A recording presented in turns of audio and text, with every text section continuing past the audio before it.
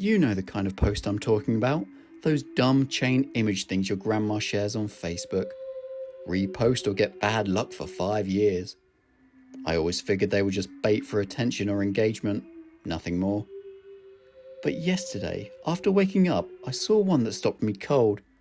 It was from my cousin Meg. We haven't spoken in a while, but we grew up close.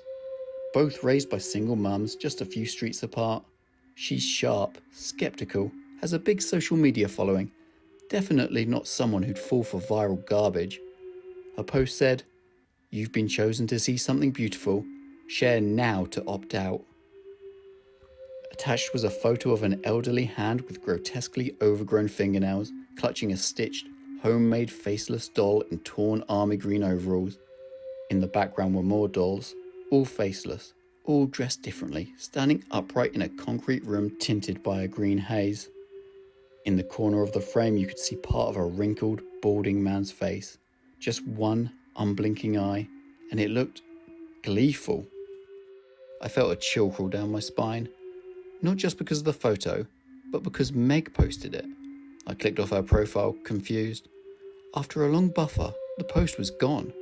Refresh, gone, no trace of it. I told myself she realised how weird it was and deleted it. Still, I couldn't shake the image. I kept checking back, but nothing new appeared.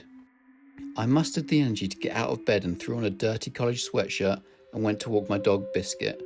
I had a nagging headache and I didn't really care how I looked. The fresh autumn air in New England usually clears my mind.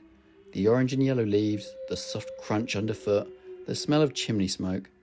I used to love this season, but lately I've felt hollow, like I'm watching life through frosted glass. Biscuit is one of the only things that brings me joy anymore. We weren't far into the walk when I ran into my neighbour Jeff.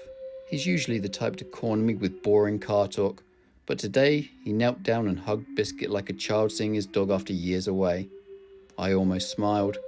Then he stood and said, "Wait here, I've got something for him."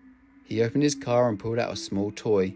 Biscuit grabbed it eagerly, but then Jeff looked at me, a slow, sadistic smile creeping across his face. "I heard you've been chosen," he whispered. I looked down. The toy in Biscuit's mouth was the doll. Same green overalls, same stitched body. My stomach turned. For a split second I felt euphoric, like seeing a dream I'd forgot I had. I remembered me and Meg at the beach when we were kids, laughing, soaking wet from chasing waves. It was so vivid. Then Jeff's grin shattered the moment. I grabbed Biscuit, left the doll on the sidewalk and bolted. Back home, I laid down, hoping to sleep off the headache. I was just starting to drift asleep when I heard a knock. The postman stood there with a certified envelope, needed a signature. I signed, not thinking much of it, and tossed it onto the counter. But my thoughts kept spiraling. The doll, the image, the way it made me feel.